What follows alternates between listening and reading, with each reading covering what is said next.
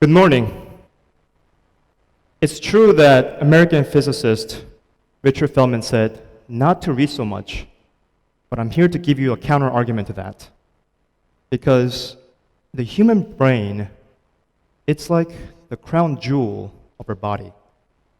And it's the most technologically advanced 3-pound organ on this planet. With it, some managed to create all the wonders we see around us, from space exploration to beautiful sounds that often fill this great hall. And the potential of it seems boundless. What separates us from other mammals is our ability to accumulate this knowledge and encode it, enabling also it's outlasting its creators who encoded it. So with that, we can leave clues for our future generations.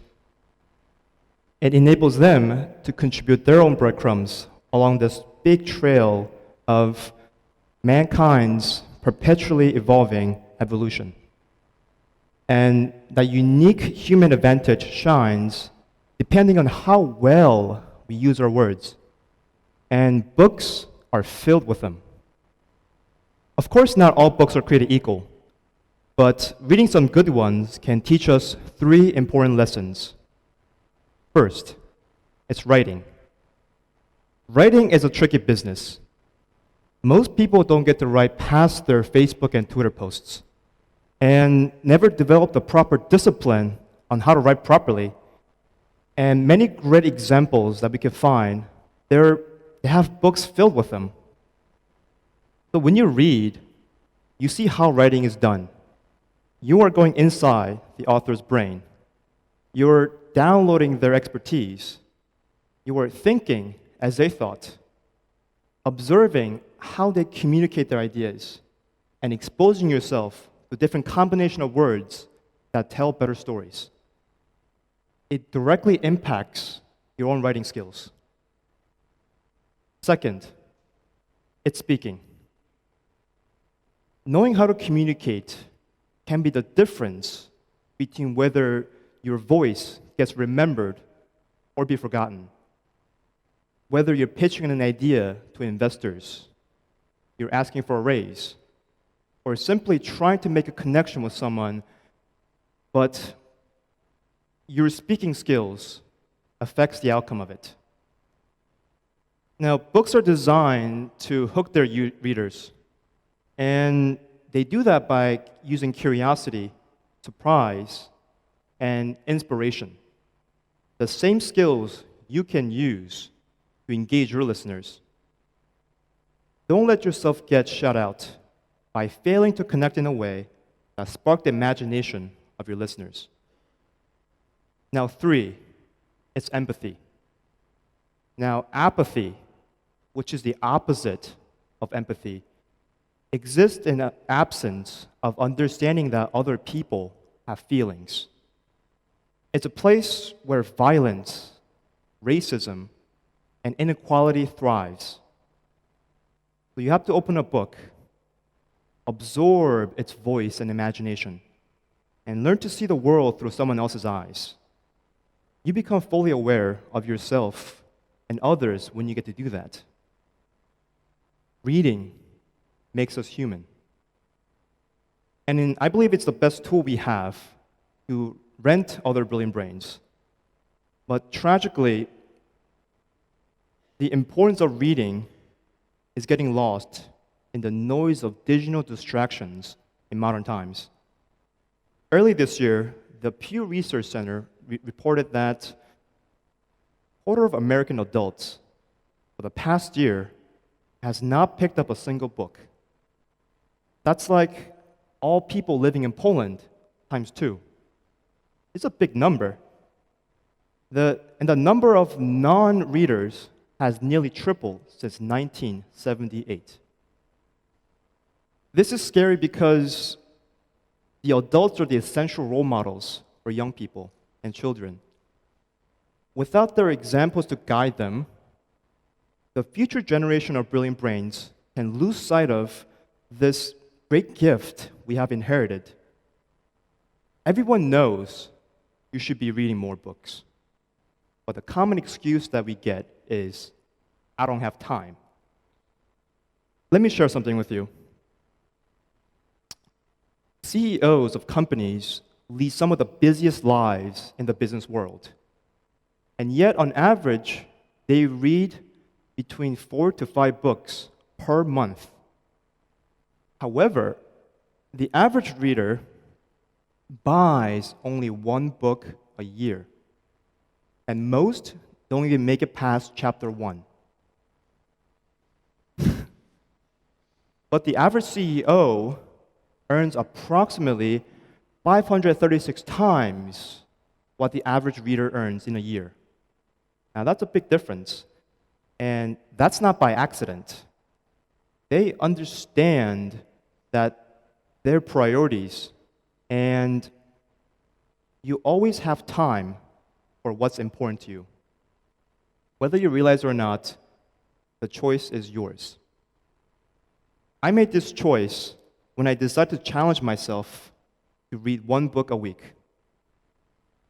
When I started, it was one of the most inconvenient times for me, leading complete frantic work life, working in 2 time zones, and trying to build a brand new team. I had endless excuses not to do it, and everyone would have understood. But I tried anyway, and what started as a small challenge for myself ended up transforming into a passion. In fact, it has been such a big part of my life for the past 14 months, and we're still going strong. I've accomplished this by following a very, very simple formula, which I will share with you now.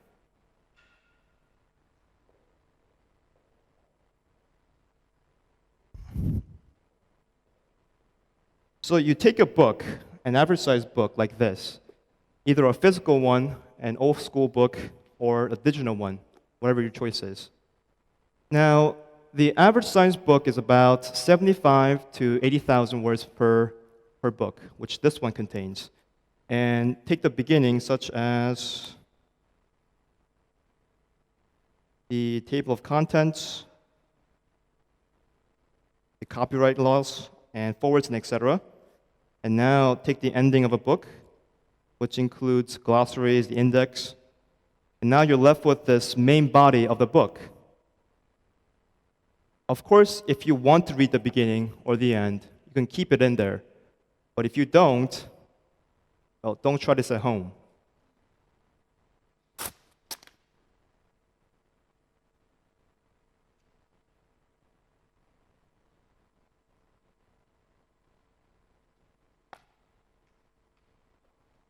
A little elbow grease. There we go.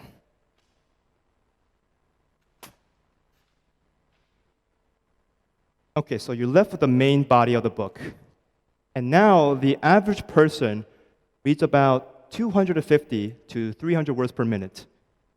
So if you want to read 1 book every month, which equals to about 12 books a year, you take a book about this length, again, which is about 80,000 words, and divide it by your reading speed, depending on whatever that is. For this example, we'll use 250 words per minute. And that will give you roughly about 320 minutes to finish this book, or about 10 to 11 minutes per day. And if you want to take weekends off, it's going to take you about 16 minutes around there per day to finish this book. Now, that's not a whole lot of time if you ask yourself. All of us can find 10 to 20 minutes a day that our brains will thank us for. I managed to find my 5 minutes in a day, or my time throughout the day, by my usual 5-minute walk to commute from work, from my flat to the office. Although I don't recommend this one so much because unless you have wide peripheral vision, you might end up playing chicken with a tram. Also, sometimes when I'm waiting in queue, I just take out my phone and I read from there. And especially in between ideas when I'm at work and when I need some fresh inspirations, I happen to find it here.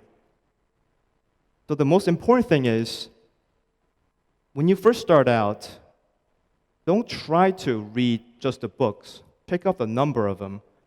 But the most important thing is building a consistent habit. It takes at least 21 days to build that. Once it's ingrained to our daily routine, push yourself to read more books. Just remember, consistency will be your key to success. Our brain is never-ending mystery. We understand distant galaxies far more than what's between our ears. But we do know that brilliance can be learned. It's not some dark magic that's out of our reach. And one of the most undervalued tools that within our grasp is reading. Not reading is no different from not knowing how to read. Reading makes us human. Thank you.